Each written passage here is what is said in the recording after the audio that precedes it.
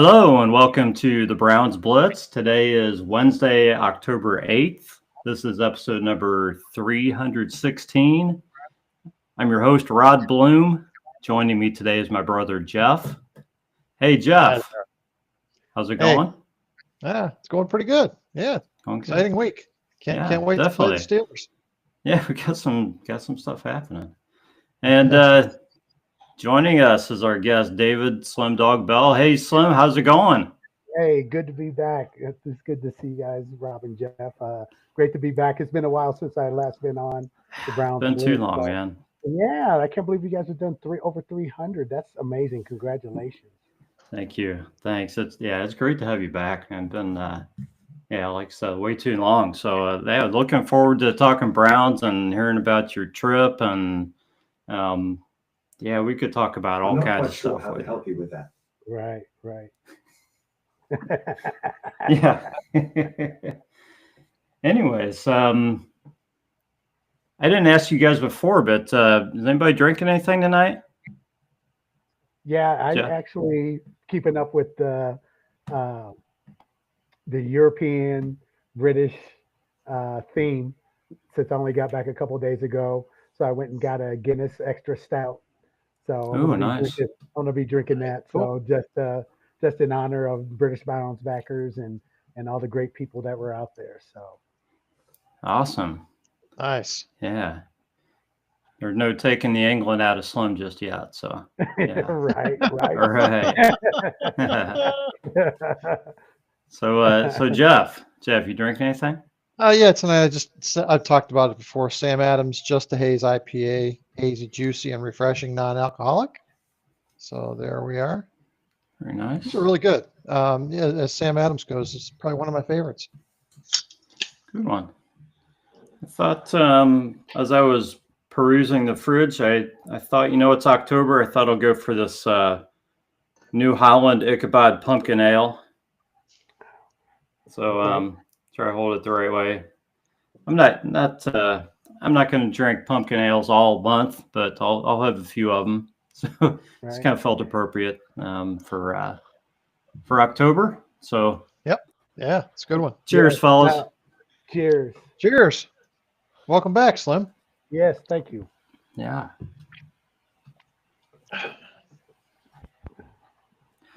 So, did you have a question in there, Slim, or a statement? I didn't have a statement or anything like that. I'm just going off the cuff tonight. So that's perfectly allowed on this show, as you know. Yes. Right. Yeah, we have had some great shows together. Absolutely, 100%, man. So, so guys, let's before we get into the game and we want to hear about Slim's trip. Let's just go over the big news item, I guess, of the week. I guess you guys tell me if I'm missing anything else big here, because this week kind of feels like a whirlwind. But the news yesterday, the Joe Flacco trade, I mean, I almost thought it was a joke when I saw it come across. It's the like blockbuster trade, you mean? Yeah, we're in these trades where we're getting a bag of peanuts for guys, but right. I mean, I guess a fifth giving up a sixth is, and these are 26 picks, not 27 picks. So, right. At least we're getting a little something. But I got to tell you, at first I looked at it, I thought, wait, is this a legit account, tweeting us? So I thought we're sending it to the Bengals. I thought, well, I guess they need I guess they want a quarterback. I mean, I thought I thought their quarterback was okay. He's had a couple of bad games. Yeah. But I don't know, man, this feels like a reach by them, and I don't know what they're playing for anyways. You think their team's any better than ours right now? Not really. I really don't. I really don't. They haven't looked apart at all, especially their defense. Their defense really hasn't looked great. And of course, with Browning and, behind, he's not going to be Joe Burrow, but, like you said, he's had a couple of bad outings, but yeah. He'll be all right. He'll be all right. So He's usually looked pretty good against the Browns when he's played. I know Yeah. that. Yeah. Two things about that Go ahead. trade, Rod. Number one, I think it's kind of funny Yeah. that the only win Flacco has this year is against the Packers, and that's exactly who the Yeah. Bengals are playing this week is the Packers. right. I don't know if Flacco will even play this week, but I thought that was kind of hilarious. And then the second thing is just to clarify on the trade terms, we're going to get Cincinnati's 5th round pick this year, which is probably going to be a pretty high 5th rounder. I mean, I would say it'd be in the top 10 picks maybe. Yeah. And we traded the Buffalo 6th rounder. I believe that was part of the Amari Cooper deal. Oh, okay. I did not know that. Okay. So that's going to be the bottom of the 6th round. So that's this practically a 7th rounder. I mean, this could be about a 40 pick swing for Joe Flacco, which to me, I mean, I wouldn't have given you a bag of peanuts for Joe Flacco at this point, but somehow we managed to move that far up in the draft order for Joe Flacco. That's pretty darn good value. Yeah. So you guys know where I live. I live in the Dayton area. I hear the Cincinnati sports, and they're saying Joe Flacco is going to start this week. He's going to start for the Bengals. So Jeff, you had a great comment to me about Joe Flacco and where he might end up. So guys, tell me what's more likely to happen this season. Joe Flacco beats the Green Bay Packers twice, or Joe Flacco ends up being traded to the Pittsburgh Steelers at the end of the season when Aaron Rodgers gets hurt and completes the AFC North circuit.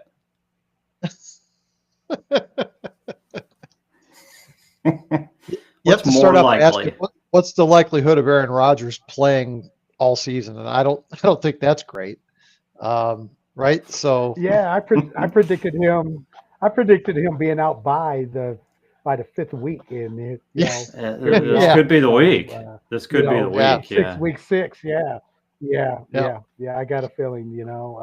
It's kind of Joe Flacco 2.0 as far as running skills. Right. It'll be a real interesting a game. He could be the Aaron Rodgers of the past, or it could be a total flop. With him against our Browns defense. So, yeah. The thing you have to wonder is if the Steelers would do that deal, because this is such a Bengals move to me. Bringing in Joe Flacco to get you through to when Joe Burrow gets back is like about the cheapest way you could find an NFL starting quarterback to bridge you, right? Oh, everybody's saying every Bengals fan is saying that this was the cheapest possible move they could have made. Yeah, exactly. Yeah. Oh my. Now, do you think? This is my my question. Do you think Flacco was mad after he got benched and he wanted to be traded? Have you guys heard anything on that? Wouldn't surprise me, Slim. I mean, I don't know if mad is the right word, but I wouldn't be surprised if he requested a trade, and I could understand him wanting to do that. I mean, he's not sitting around, thinking about playing next year. He's, what can I do this year, right?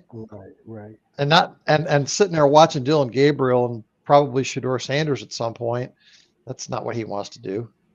So I think it's another case of the Browns doing a veteran player a solid and sending him someplace where he can play. Yeah, I mean, let him play. I mean, shoot. That's especially against us. I'm looking forward to that. If he's still around. No harm, no harm done. Well, if he makes it, that's the last game of the season, I believe, right? Right. Yeah, I don't think he'll be around still. I'll probably Burrow will be back by then. Right. Good. Yeah.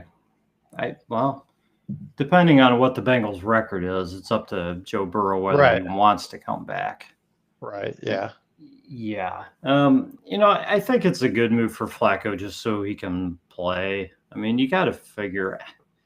I don't know if the guy's going to try to play again after this season.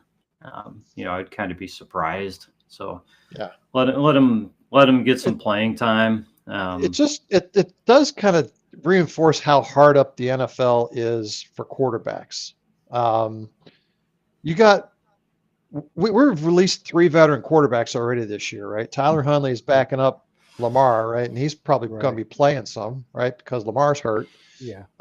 Yeah. We've got Kenny Pickett out in Vegas, and backing up Geno Smith, who's like kind of shit the bed this year. So he's probably going to be playing for Vegas, and you're going to have Joe Flacco playing for Cincinnati. We could have all 4 of the guys who were in camp with us, except Shador, starting for somebody at some point this year. Isn't that crazy?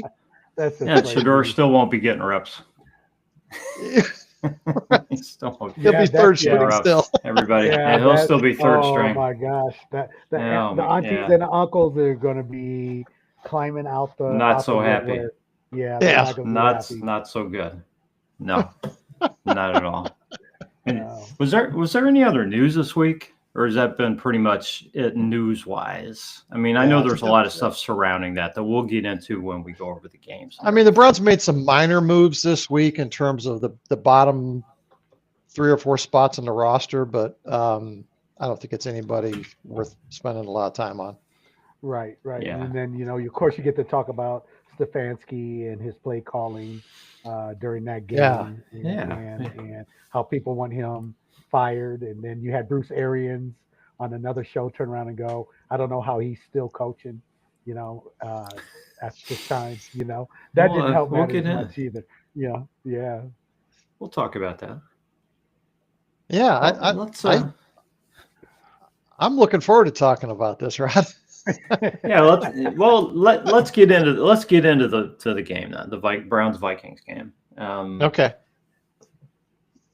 Of course, it happened in England, guys. So before we actually get into the game, I want to hear about Slim's trip, because Slim was in England. It didn't just go to the game. He spent some time in England and got to do some really cool activities and things with Browns fans and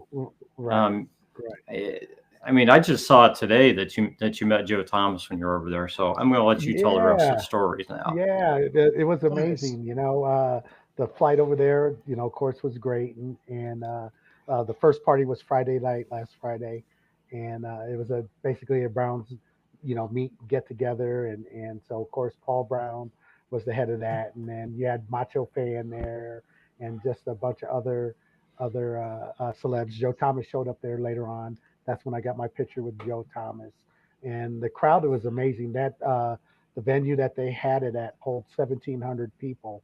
There was probably about near 1,000 Browns fans, as like Paul said. Yeah, It was amazing.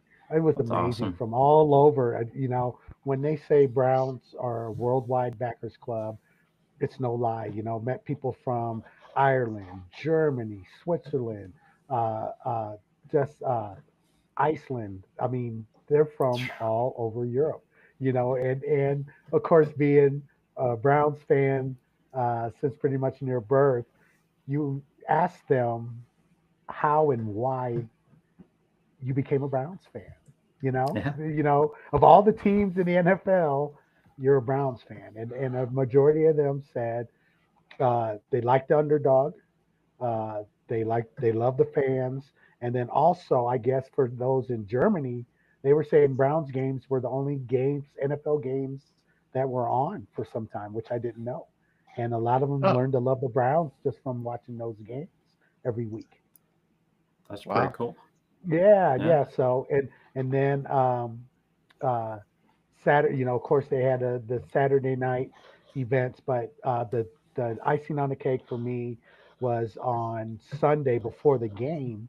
They had a bagpiper come to the brewery, and we all marched to the stadium.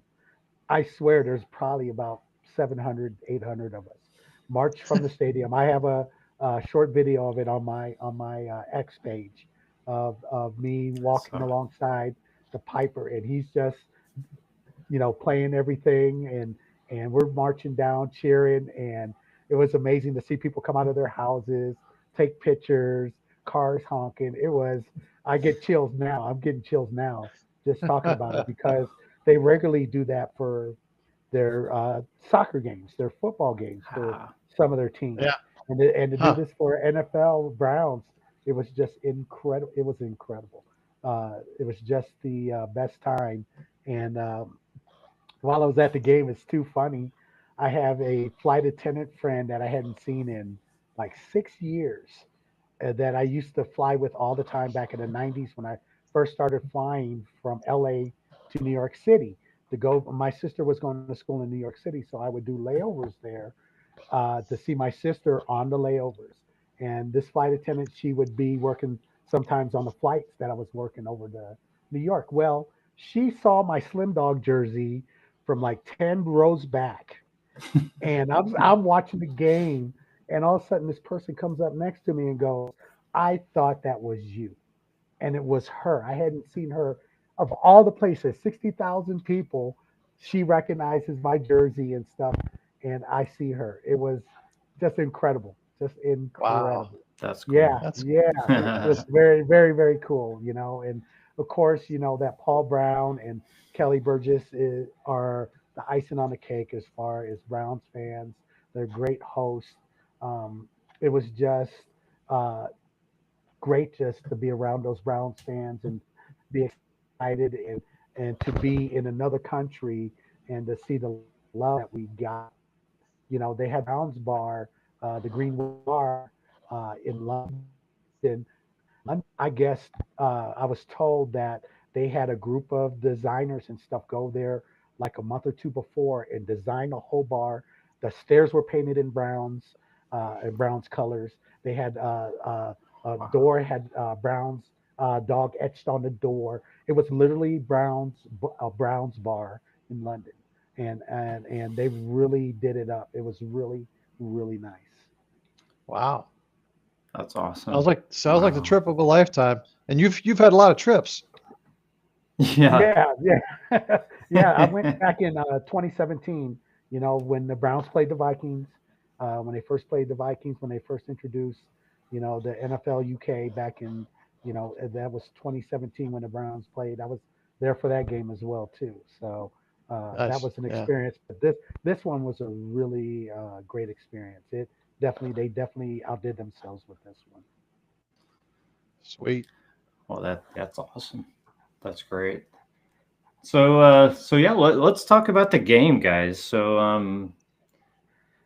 Everybody knows the score, right? Let's look at our predictions first, Jeff. Should we do that or not? I mean, we're all I don't know. wrong. I don't know if we're going to get anything. What are we going to take from our predictions, Rod? That we all thought that the Browns could Nothing. pull this one out, and they didn't. Yeah, we're all wrong. Let's just say that. So Yeah. nobody wins. We all missed it. So Yeah. um, yeah. So yeah, Browns lose 21-17. They were up 17-14 with 3 minutes left, and Yeah. yeah, Vikings score a touchdown to take the win. Man, there's a lot of stuff in this game. I mean, Dylan Gabriel's first start. I got to tell you guys, the announcers for this game were awful. Dylan Really, Gabriel throws his touchdown pass. There's Dylan Gabriel's first touchdown pass of his career. No, it's not, guys. Um, it's like, did you guys prep for this game at all, or did they just like bring you in off the street? Yeah. And I don't know who the announcers were. I just know they didn't know what was going on. But Dylan Gabriel did some things I think that the Vikings defense hadn't given up, and I didn't write them down. I don't remember what they were, but he actually, his numbers and that, he played adequately. I think he did what the Browns wanted him to do, but did he do enough to win the game? That's another question. So I'll leave that to you guys. Quinshawn Judkins, 23 carries for 110 yards. yes. And we got something in this guy. I'll tell you what, 2 touchdowns. That one that was called back. Oh my gosh. Oh my Ah. gosh. Oh Yeah. my gosh, Yeah. man. He's like close to 300 yards, or not 300, close to 200 yards with that one. Yeah. You know? Yeah. Oh my gosh. The sad thing is I think he would have had the corner on that play anyway. You know, Yeah, they called yeah. holding. They called holding on that side.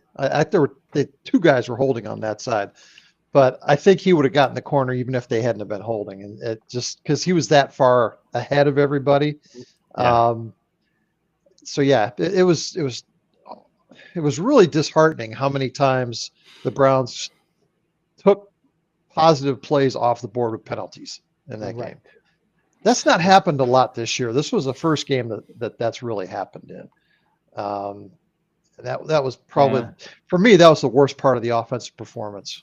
It was just the pre-snap stuff and Right. a bunch of stupid things that, you know, Yeah. and that was what I was kind of concerned about with moving off of Flacco was that, you know, he was preventing a lot of that stuff. Getting guys lined up correctly and so forth. Where, you know, obviously with a rookie quarterback, more of that stuff's going to happen, right? So Yeah. that played into the outcome of the game, unfortunately. I mean, you had what I don't know how many false starts and issues on the left tackle. That was probably bound to happen in this game. 10 penalties total. We were talking during the game, Rod, about the left tackle, and I said I made the statement that KT Leviston started at left tackle, and I'm seeing all these penalties and everything. I'm going, why aren't they playing Cam Robinson? You know, and then I looked at the stat line later. They were playing Cam Robinson. He was as bad as Leviston was. Yeah, I mean, you want to think that that's partly because he's, you know, hadn't been with the team that long, you know. Well, yeah. So I'm hoping he's going to get better. It takes a week to learn the snap counts, right? I guess I haven't played a lot of left tackle, so I don't know. But right, you know, I want to give him the benefit of the doubt that things are going to get better, right, guys? Right. Yeah, I hope so. Next week. I hope so. Coming up this week against the Steelers, I hope he's a lot because he's going to need to be on it against that Steelers front line. So. Yeah. I mean, the good news is Conklin significantly elevated the right tackle spot. So Gabriel's blind side, it was protected. He could see what was coming at him from the left, right? So that helps a lot in terms of him being able to stay upright.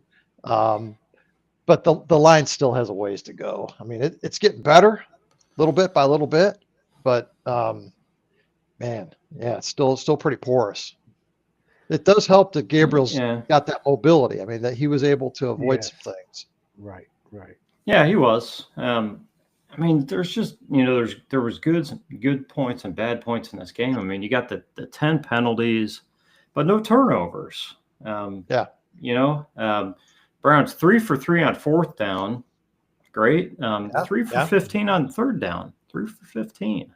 Terrible. Not so good. You know, I was hoping they'd clear that 20-point margin, and they were close. They were that Quinshon Judkins run away from doing it in this game. Gosh, You know, it made it interesting, but I mean, we actually saw David Njoku have a decent game. You know, 6 catches in this game. Right. He looked good. Some other guys kind of disappeared a little bit, but I don't know. I mean, I'll just let you guys give some of your thoughts. So Jeff, what else was key in this game, or you know, what stood out to you about this game? Well, for me, the lack of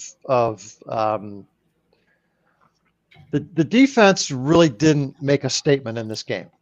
They got a couple of takeaways, but as far as being able to get 3 and outs, get good field position for the offense, man, they seem to get run over all day. And this is the first time that I've seen that happen this year. And I made the statement to Jeremy when we were texting during the game. I said, they picked a hell of a week to have their worst game of the season. It's just, it just was bad for the defense. They had the moments, but all in all, I mean, Minnesota was kind of, you know, using them any way they wanted to. So that made it a little bit hard for your offense, you know, when the defense is kind of getting run over. As far as the offense goes, very limited, obviously, in terms of the game plan, the playbook. Gabriel never threw the ball more than 5 or 6 yards once or twice. Right. And when he Yeah. did, it was way out of bounds, which I'm glad he, managed the game and made smart decisions. But they're going to have to be a little bit more creative. They're going to have to open up the playbook a little bit with him to see what he's got. And over the next few weeks, we're going to find out what his ceiling is. We knew he had a pretty high floor coming in to this year. That's the kind of quarterback we wanted them to draft, a guy with a high floor and a guy with a high ceiling. Well, he's the high floor guy. We're going to find out in the next 3-4 weeks, because I don't think it's going to take longer than that to find out what Dillon Gabriel's ceiling is. Can Probably he not. complete passes, in the secondary? Can he manage a game and put points on the board, right? That's what we're going to find out. And once we know that, then it's going to be time to find out about the next guy. Yeah. Yeah. So Slim, what would you like to add to that? Yeah, offense wise, it was just too many penalties. That run by Judkins getting called back was disheartening. The crowd was going absolutely nuts over that, and I did not know Judkins had that type of speed. To see him pull away like Yeah. that was just incredible. So, Mhm. what a great pick! What a great addition to this Browns club that was hurting after Chubb had left. So, I loved seeing that. Um, Gabriel's got to be better. I'll give him a C as far as the grade for the game. He needs to make those third down plays. To watch the ball sail a mile over the heads of the wide receivers, and you can't have that in tight game situations like that. Some No. people were blaming the play calling, and the play calling during those last 3 minutes of the game. I have to put that on Stefanski because, to all he had to do was run the clock down some. Um, uh, just Gabriel needs to be better, and like you said, Jeff, the next 3 or 4 weeks are going to be very telling on how he does. I'm hoping that he has a better game against the Steelers, but it's the Steelers defense. I mean, they're going to be throwing a book at him coming up this week. So Not a it'll great be, environment to be a rookie quarterback yeah, in Pittsburgh. right. So it's going to be very interesting to see how he handles that pressure against the Steelers defense. Our defense, I don't know if they were jet lagged or what, That might but be. You're right. yeah, they gave up too many big plays. You know, Yeah. uh, they had Jefferson contained pretty much, and then he just, toward the end of the game, he had those big plays. And that wasn't like the Browns defense to give up plays like that. So Yeah. I don't know what was going on with that, but I'm gonna say jet lag. I'm hoping that they come back against the Steelers and put it on Aaron Rodgers, but they just didn't look like the top defense that everybody's been touting about. Because they just gave up too many big plays when it counted. I will say that I thought Minnesota had a really solid game plan against our defense, that sort of took advantage of how aggressive our front seven is. That really we played into their hands in terms of the types of plays that they were able to execute.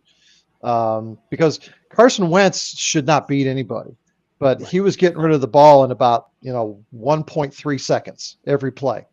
And so we just couldn't really get any pressure on him.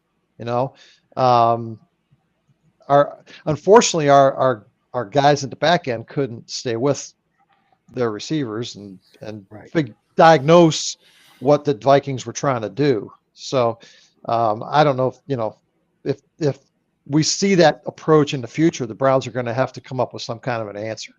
Because I think teams are going to play us that way. Yes, yes. And Aaron Rodgers can get rid of the ball still pretty quick. So you might Yeah. have that same situation coming up this week as there was last week in Right. London. Yeah. Yeah, Justin Jefferson, 7 catches for $123. The Browns haven't given up. Correct me if I'm wrong. They haven't given up a stat line like that to a number 1 receiver. I don't believe this No. year. They've been Not even close. pretty darn good. Yeah. And shutting guys down or at least containing guys. Right. And obviously it's Justin Jefferson. He's if not the best, he's the top 2 or 3 in the entire league. So Right. it's not like the Browns stuck it up and giving him a good and him having a good game, but it's not what you're used to seeing out of this defense. Right. Right. Like I said, those So- big catches toward the end, by Jefferson and Addison were just, nails in the coffin, pretty much. Yeah. We saw that happen, and you're just like, oh my gosh, they're going to come down and they're going to score. They're going to score on us because they were just allowing those big plays to happen. It'd be third down, and all of a sudden they get a 20-yard, 25-yard pass, and it was just, how we Browns fans are. We start seeing stuff like that, and you start thinking, okay, they're going to come down and they're going to score, and we're going to lose this game. We've seen it enough times. It does, yeah, exactly. It just comes Huh. automatically. With Yeah. us, and that's what Yeah. I was Right. sitting there thinking. They're going to score. They're scoring on us. So, Okay, guys. So let's get right to it. Who is this loss on? Is it on the defense? Is it on the coach? Because I think you guys have both answered, and I don't think you agree, and that's okay. Or did the Browns just lose to a better team? they didn't lose to a better team. We should have beat them. We should have beat Okay. them. We hurt ourselves, offensive and defensively. It's not just the coaches, but it's the players on the field. You're going to have to play and be top tier. And there was just too many mistakes on the offensive side, and like I said, too many big plays on the defensive side. And you can't win. You can't win games like that, especially toward the fourth quarter when you're really needed. Yeah. Yeah, Jeff? I can't add anything to that other than you win as a team, you lose as a team, and there's enough fingers to point around that a winnable game, much like the Bengals game, they just couldn't get it done because of a group effort. It took a group effort to lose it. So, and it's just where this organization is right now. We looked at the schedule early on. We knew that these first 6 or 7 games were going to be tough. The Bengals game was really frustrating because I think the Browns are a better team than the Bengals. Even with all of our issues, I think we're a better team than them. This game against the Vikings, it because of injuries and who was able to play, it sort of fooled us into thinking that we had a good chance of winning this game. And we probably could have if we'd have played a perfect game. Yeah. If we'd have played a perfect game, we could have won this game. But that's the danger about where we are right now, is that as soon as we as fans start thinking that this team can win, that's when we start expecting wins and we want to start firing people when it doesn't happen. Right. That's true. Right? That's true. I mean, if going back to the beginning of the season, our expectations were, okay, we've got to get through this gauntlet. We've got to get through these first few games, and then there's going to be some games we can probably win. We've got to figure out the offense. We've got to sort of get things lined up so we're not making a mess out of everything. And that's what Flacco was supposed to do, was get the offense in shape so he could turn it over to one of the young guys. And this just happened sooner than it was supposed to happen because Flacco was just bad. The offensive line was bad. He was a statue. No and mobility. nothing was happening on offense, so they had to make the move, right? But in a perfect world, we would have played better in those first 4 or 5 games as a unit and been able to turn a more functioning offense over to our rookie. And it just hasn't happened, So I'm just a little worried about the fan base right now being up in arms that we didn't win more of these first few games that we really didn't expect to win. Think about what we actually have. What do we have right now? You mean, what are you talking about as far as on the team? Yeah. So let me pull this up, okay? Um, I'm gonna look. Yeah, I'm gonna pull up my mid-season 2025 inventory, and this is gonna seem bad, okay? But I'm gonna take this from the perspective of, all right, we fire Kevin Stefanski, and we want to go out and find a new coach, right? What case are we making to the guy coming in that he wants to take over this team? We're going to say, here are the things that we have going for us, and here are the things you're going to need to fix, right? So if I'm looking at the Browns offense, what am I buying if I'm interviewing for the head coaching job? All right. Well, I'm buying that the run game behind Judkins is starting to look for real. Okay. I'm buying that we've got pretty good tight end play. Harold Fannin is an up and coming tight end. David Njoku's in the last year of his contract. The third thing, we finally have a kicker, maybe for now. When that's the third thing on your list, we're in trouble. That's the third thing on my list, okay, that I'm buying, right? Okay, so now I'm selling. Okay, we still don't have a franchise quarterback. Our offensive line is unsettled short and long term. We might need 5 new guys next year. Okay, and our wide receiver one is playing poorly, obviously, and there's no depth behind him. It's just there's nobody to throw the ball to. Okay, so from an offensive standpoint, we've got 2 things. We've got Quinshon Judkins, and we've got Harold Fannin. They're both rookies. What else do we have to sell to a head coach? Not a lot right now. I mean, you have some other rookies, but they are really potential pieces at this point. Yeah, like Sampson and Bond. You can't, guys who could help, but they're more. They're not really guys who have been big parts of anything just yet. Yep. Okay, so let's flip over to our strength. Right, this is what you're going to sell somebody on. We've got a league leading defense, right? So let's flip over to, if I can figure out how to do this, let's flip over to our defense. Okay, what am I buying on our defense? Well, Myles Garrett. I mean, obviously one of the best players in the league. That's where it all starts. And you could put Denzel Ward in that category when he's available. Okay, so I didn't put him on here because he's not always available. A defensive line that can be dominant at times. So put Mason Graham in there with some of the other guys, and yeah, you can be dominant on the defensive line at times. And then I'm going to put Carson Schlesinger up there as well as one of the things that I'm all in on. Another rookie. Okay, so those are our strengths as a defense. What am I out on? Well, slot cornerbacks are they're getting abused this year. Our slot cornerbacks, we let one go because he just couldn't even play. Safety play outside of a few good plays by Grant Delpit has not been great. So really the whole back end, other than when Denzel is available and Greg Newsome from time to time, right? And we have really suspect kick coverage. That's for me, that's the worst part of our special teams. The kick coverage. It's been horrible. Okay, so I'm going to take this down, and I'm going to ask you guys, okay, if you're interviewing to be the next head coach of the Cleveland Browns, what are you getting excited about?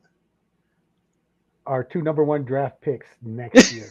You nailed it. Yeah.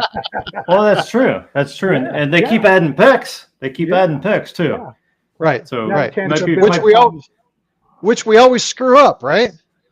Oh, not this year. I don't think they did. This year, I think our rookies this year there's real serious potential with our rookies. So we showed it's possible to have a great draft. Right. That's right. So That's right. Let's assume that we have a great draft next year. As a new coach coming in, I'm looking at those draft picks too. The defense is top tier. There's just like you said, a few pieces that need to be done. You could do those. Not necessarily in the first round, but maybe in the mid to later part of the draft, you could probably find some gems to fill those spots. Now, those first round draft picks are Are we going to be going for a quarterback like everybody says? What is going to be our second first round pick? You know, it might have to be an offensive lineman. If it was me, I'd go for another offensive. We need another offensive lineman to solidify Badly. yeah. We to need a solidify bunch that of them. offense. Yeah. Yeah. Yeah. If we can't get them from free agency, you know. Yeah, I think you almost might be in a spot where you're you know, if the Browns pick ends up being somewhere to where they do come back and win some games in this, you know, in this we'll just call it the second half of the season after these first 6 weeks, after these first 6 games, with the schedule kind of changing in intensity. If they do win enough games to where that pick ends up being somewhere in the 5 to 10 range versus the 1 to 5 range, they might feel like they're in a spot where they can't afford to move up because they need to take 2 guys in the first round. Right. You know, they might be in a spot like that. I don't know. I don't know if you're going to be able to feel like you can use those first 2 picks to move up to number 2 to take your quarterback necessarily, and just not address the offensive line again. I don't know, but I want to go back to this Stefanski thing because there's so much around this, and I know a lot of people are talking about firing and the hot seat and all this stuff, but there's a lot that plays into this because, first of all, it's the idea that Kevin Stefanski is an offensive-minded coach, and the Browns have now gone 10 weeks without scoring 20 points. 10 games, not 10 weeks, 10 games. Okay, so what's going on? Okay, well, are you going to let him go the week that he started a rookie quarterback in London? You know, and that in that game they didn't score 20 points. Well, he's got a pretty good reason for not scoring the 20 points in that case. You know, and then there's, I believe that this season has really been about finding out about these kids anyways. I don't know that Andrew Berry and Kevin Stefanski, if there was ever any thought of letting those guys go this season. That's going to make a lot of people mad, thinking that the games don't really matter. But why would you have these guys here? If you were going to let them go after this season, I would have let them go before this season and before the draft. It just doesn't make sense to do a rebuild and to let these guys start a rebuild like this and to not let them see it through. So I just don't see the firing. But then when you watch a game and you see Kevin, I think a lot of people felt like he mismanaged that right at the end of the game when the offense didn't take any time off the clock at all on that drive before Minnesota got the got the ball and went down and scored the winning touchdown. Right. You know, should the defense still have stopped them? I don't know. You know, is that, you know, did Dylan Gabriel do some things he shouldn't have done? I don't know. Is that a fireable offense? I don't know. Yeah. Coaches are going to make play calls and they're going to not work from time to time. I have an issue with Kevin at times in terms of how aggressive or not aggressive he is in certain situations and how predictable he can be at times by just being too based on analytics. Right. Yeah. So the thing with the running game is Quinshon Judkins was killing it most of the game against the Vikings. So you got to feel pretty good at the end of the game, running the ball a couple of times with him, that you're going to be at least getting close to a first down, right? The problem is that the Vikings knew it was coming, and they stopped him cold. And so the Browns end up in their familiar 3rd and long, and now you're dead. You got nothing. You don't have an answer for 3rd and long with a rookie quarterback who can't throw the ball more than 5 yards. Nothing in your game plan for that. You know, once that happens. So if they had been able to at least get 5 or 6 yards on first and second down in that drive, it probably wouldn't have been a completely different outcome. Now you've got some other things in play, right? You can throw the ball to Fannin or to Njoku, something else. But when you got to try to get 9 yards with your rookie quarterback, the whole thought process changes now. You know, you might as well just think about how you're going to punt. So, yeah, I disagree with some decisions Kevin Stefanski makes from time to time, and I'd like to see him, you know, be more aggressive, be more willing to score in situations where he oftentimes isn't. But I think that's every NFL head coach. These guys they're coaching based on tendencies and analytics and traditions and all these things that tell them that in this situation, this is what we're supposed to do. And we as fans don't have the same priorities. Our priorities are, well, damn, we got to score 6 points here. Where the coach is thinking, well, I just got to run out the clock, you know? Right. So, right. Yeah. I think if he had thrown the ball on first and second down, like a lot of people say he should have in that situation, and thrown an interception, pick six, they would be screaming, burning him in effigy for not running the damn ball. Right. Back me up on this, Slim. Well, it's damned if you do, damned if you don't. You know, like you said, he made some questionable calls during the one point in the game. He didn't have Quinshon Judkins in at all, and everybody in the stands was asking, "Where is he? You know, why is he sitting out for so long?" And he didn't have him in the game. You know, there's questions like that. You know, that are being asked, and then of course the last 3 minutes of the game where his play calling, he was playing not to lose instead of playing to win and burn out. And that's one of the things that me personally, as a football fan, can't stand when coaches play not to lose the game instead of going with what they've been doing the whole game to get to this point. Right. Well, I mean, Judkins said prevent defenses, right? Exactly. To prevent offense even worse. Yeah. I mean, the Browns pretty much played prevent defense all day against the Vikings, giving up huge plays all day long. So, look, you could point to any particular point in a game and say that was a turning point. But the reality is you need one defensive stop, or you need one first down, or you need some big play to happen somewhere, and you win that football game.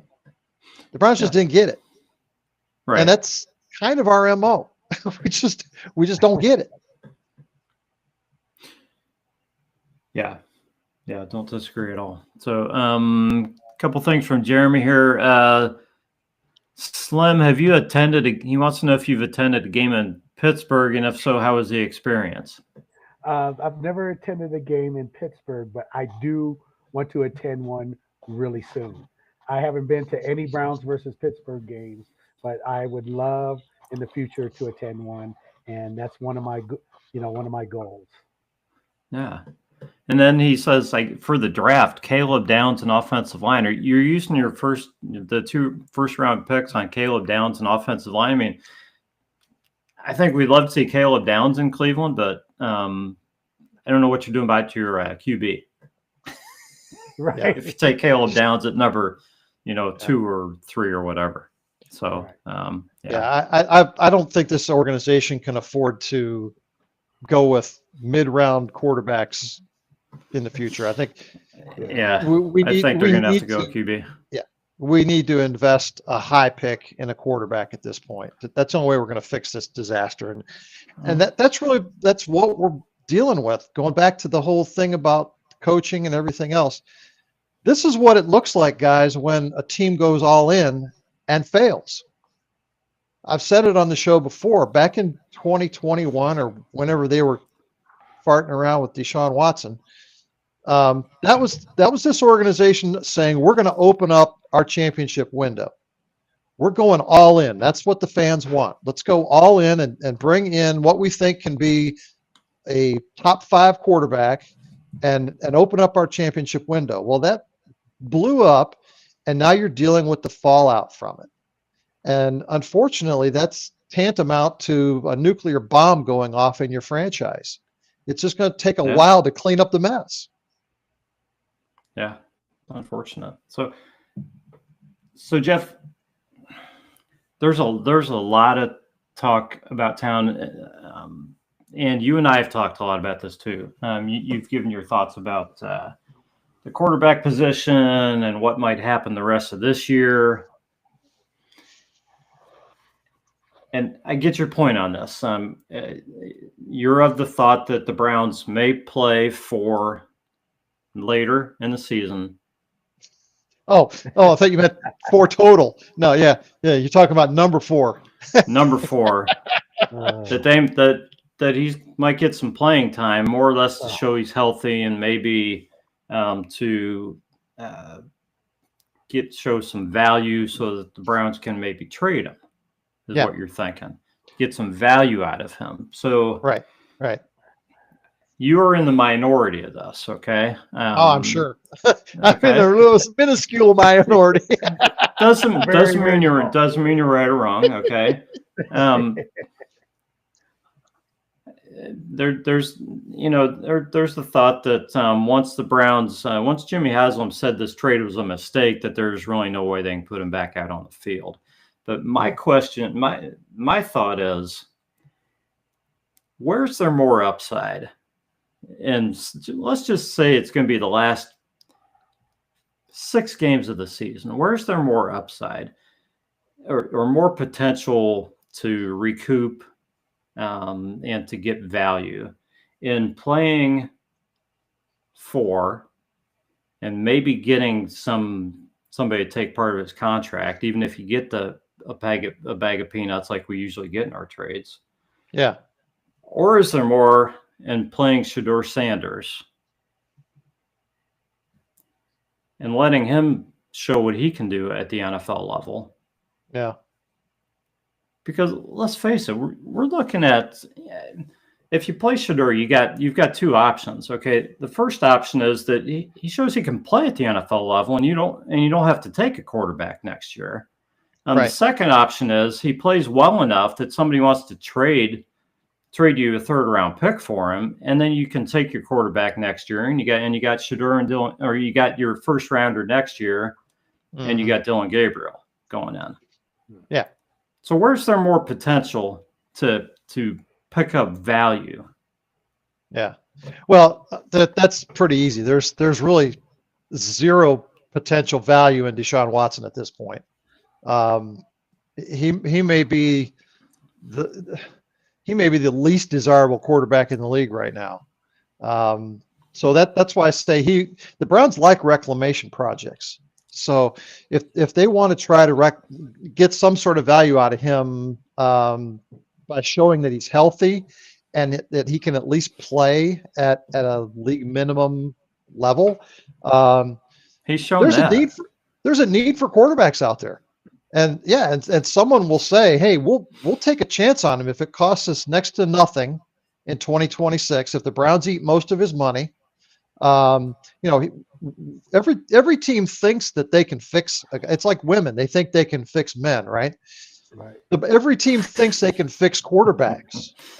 So Yeah. they're gonna take a swing at him. I'm telling you that somebody will, right? Because he's still only like 28, 29 years old, right? He's not. I don't even think he's that old yet. I mean, he's been hurt a lot. Yeah. He's got pretty low mileage on the odometer, but it's been terrible, right? So, to answer your question, Rod, there would be a lot more upside in finding out what you've got with Shedeur Sanders. Because even if you decided, hey, maybe he's going to be better someplace else, you have to know what that is. You have to know what his ceiling is. I just don't think it's going to take that many games to figure it out.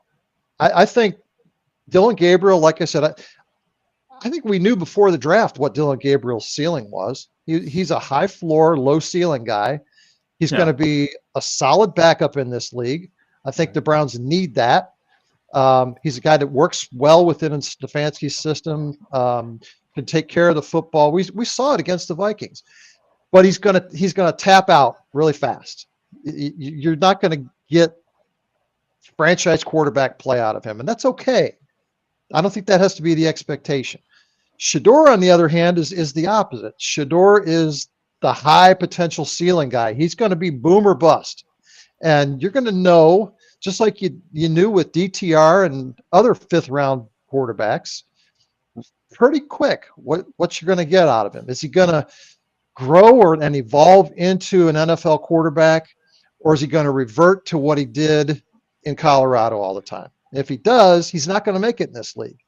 So I don't think it's going to take 18 weeks, an 18-week season to answer all these questions. I think you're going to be, week 15 or 16, and you're going to be saying, okay, now what do we do? How do we finish out the season? If assuming everybody stays healthy, there may be nothing left for any of these guys to prove, right? So why not throw Deshaun Watson out there and let him take the lumps? I think you're going to alienate the fan base by putting him out there. It could happen. The fan base will be alienated until the first round of the April draft, and then they'll be all in again. Yeah. I mean, for me, that's why Joe Flacco was here to begin with. The only reason they brought Joe Flacco in was to sell tickets for the fans. Yeah. Yeah, that was the only reason, because the fans remember the last 5 games of 23, and they completely conveniently forget the Houston game in the playoffs. They said, we're going to be able to recapture Joe from 2023, and nobody wanted to look at what he had done in Indy. The fact that he was 40 years old and pretty much immobile, that we only saw the greatest possible outcome, right? So that's fine. Yeah. And I think 10 years from now, I believe that people are still going to remember the 23 Joe Flacco. They're not even going to remember that this year happened. So, right. We Yeah. lost Slim. I hope I didn't piss him off. No, he's back. He's coming back. No, you didn't. There he is. He's back. I'm not an uncle, So Okay. I like Shedeur. I like Shedeur, and he'll get his chance. Yeah. I just think people are very impatient, and like you said, they'll see what he can do. Everybody's still thinking about that second preseason game that he played and just how awful he looked. Hopefully he has learned a lot since that time. And like you said, he's got a high ceiling. I think a higher ceiling than Dylan. For sure. It's just that he's just going to have to learn that NFL is quicker and that you're going to have to do things differently than you did at Colorado. It's not Colorado. So I agree with you on that aspect.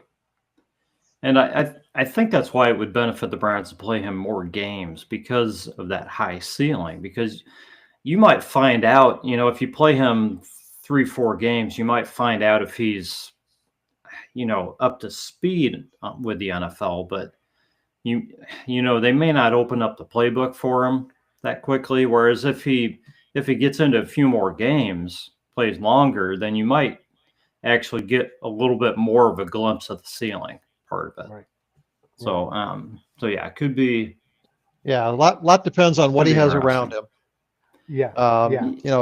If the offensive line is patched up by that point, and you're starting to get a little bit of something out of your wide receiver core, where you can open up the playbook some, then you can get a true evaluation of these quarterbacks. Right now, there's no evaluating a quarterback.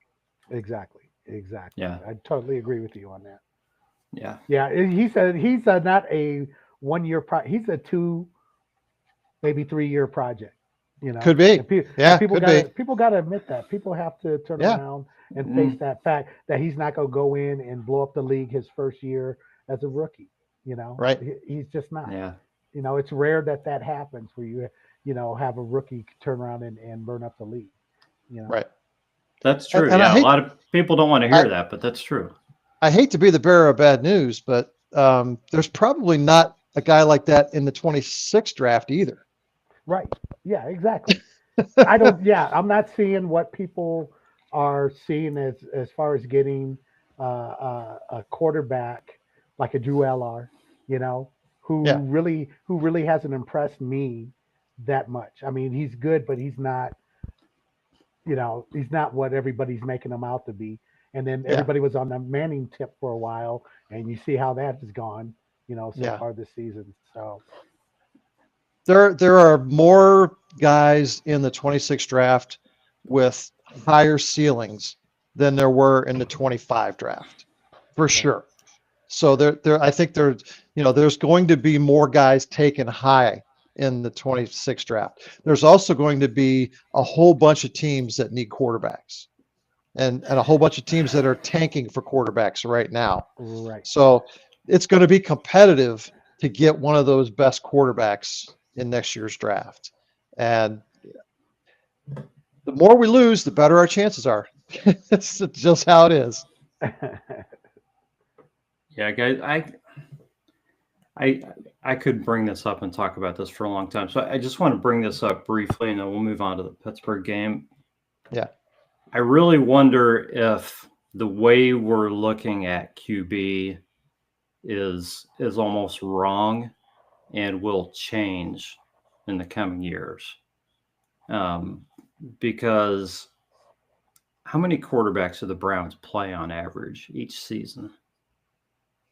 3.75. 3.75. Okay. Yeah. Does it make sense to keep trying to put all your eggs into one basket for a guy who you know is only going to play 3-4 games a year? Okay. Or does it make more sense to try to build out that room with guys who can be pretty good? You know, and use those top picks on impact players at other positions. Yeah. How many starting quarterbacks get hurt around the league every year and just don't help their team? Now, there are guys like Josh Allen and Mahomes that play through everything, but those guys Right. are getting to be just rare nowadays. Right. Guys are hurt all the time, and the defensive guys are getting stronger, and just even with all the rules against, you know, hitting these guys, they're still getting crushed.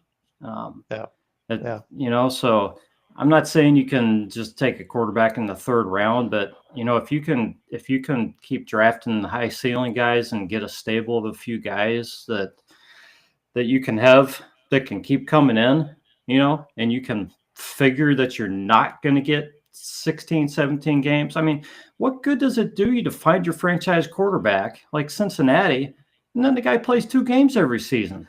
Right. And you're paying him $40, $50 million a year, and your payroll's all screwed up too. Yeah. Wow. Yeah. So just a thought. Yeah. Food for thought. I think the allure of getting a Mahomes or Allen or Lamar Jackson type of player is just too great in the NFL. The idea that you could get a guy like that can change your franchise for a decade is like that's what the holy grail everybody's looking for, right? It is, but it's so hard. Right. It's hard to find. But I think you're right. You could make a case that the Browns should do exactly the same thing in 26 as they did in 25.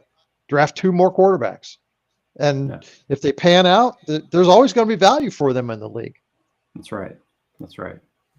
Okay, guys, let's talk a little bit about this Steelers game because we do we have to? Because we have to, I guess. Guy, who wants to talk about the damn Steelers? Oh my gosh! Of course, the league does us no favors. You know, we come back from London, you know, and we got to jump right into going to Pittsburgh. Pittsburgh comes back from Ireland. They get a bye. You know, everybody gets extra time to prepare for the Browns like they need it. You know, every week on the schedule. I mean, are you kidding me? The Packers come off a Thursday night game. You know, the Vikings are already overseas to play us. You know, the Steelers get an extra week.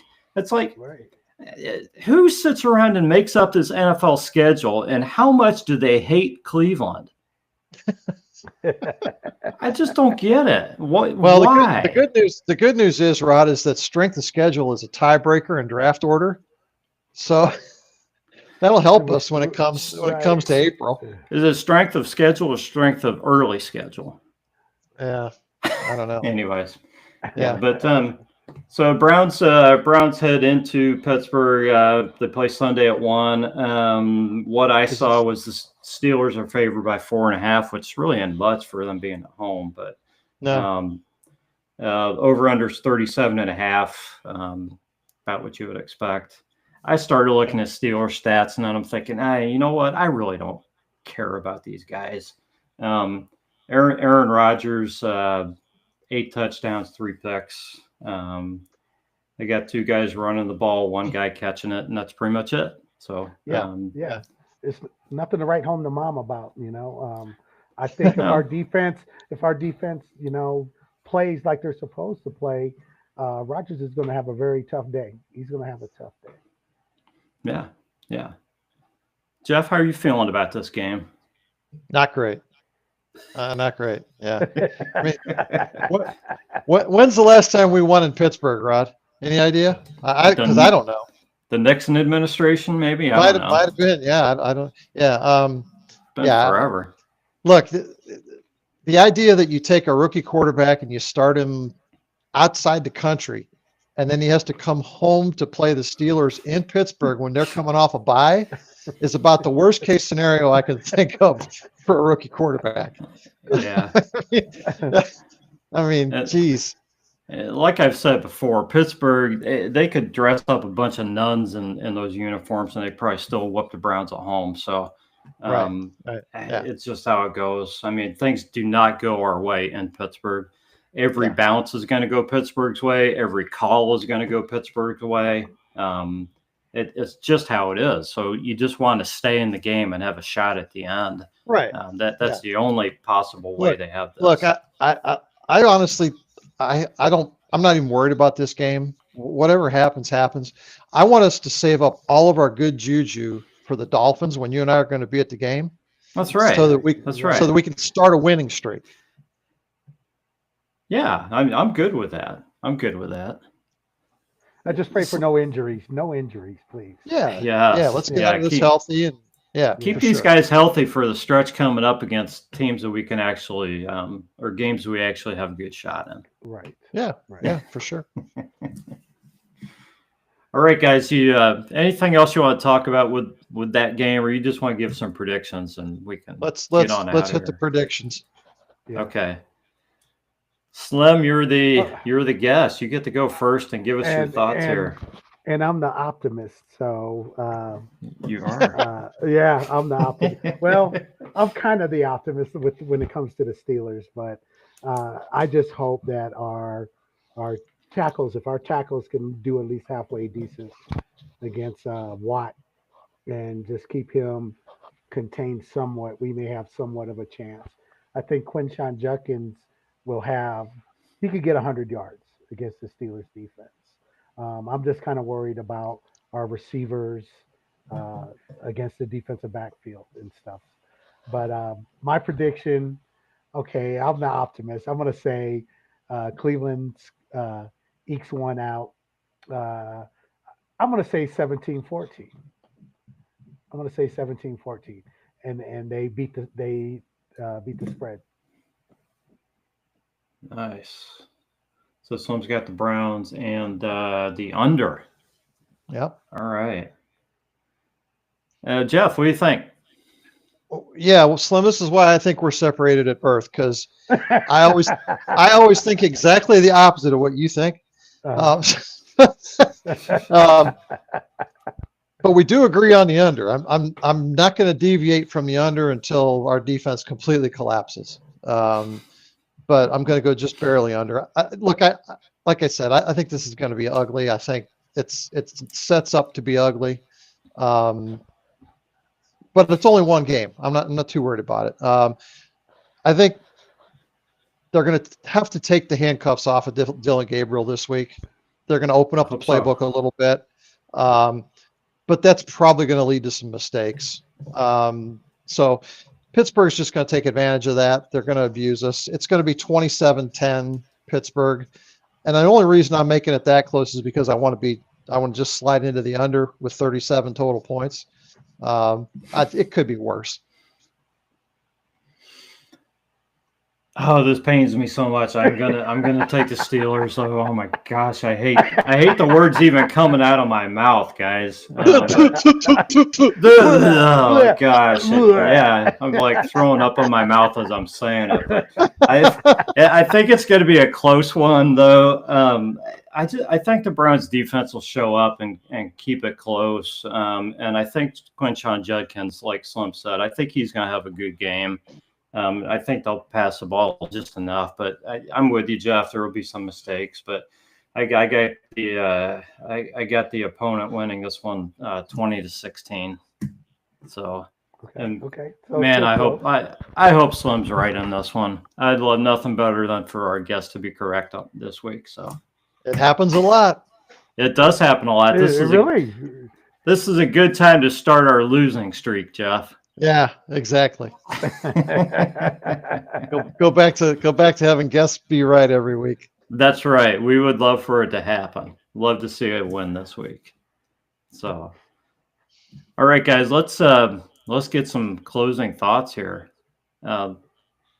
Slim, it's been fantastic talking to you. It's been way too long. We got to do this more often. So we appreciate you joining us tonight. And what words of wisdom or thoughts do you have for everybody who's listening? Patience. That's my word. That's my word of the year for the season. Patience. It's going to be a growing process. We're going to have our growing pains. We got 2 rookie quarterbacks, that are being put in here now earlier than what we thought was going to happen. And so you're going to have mistakes. You're going to have some high points and low points, and usually with rookie quarterbacks, you'll have more of the low points. So just patience, and let's just see what happens over the next 3-4 weeks and see if we see any improvement. With this defense that we have, there's a chance that, one of the games that we think we won't win, we will win. So right. Patience, everybody. That's right. Yep. Absolutely. Jeff. Couldn't have said it any better myself, Slim. Patience is a great word. The wins are coming. We'll get some wins down the road, and we'll have some fun with this team. We just got to be patient. It'll happen. Sounds good to me, guys. All right. This has been the Browns Blitz. We thank you for listening, and we will catch you next time.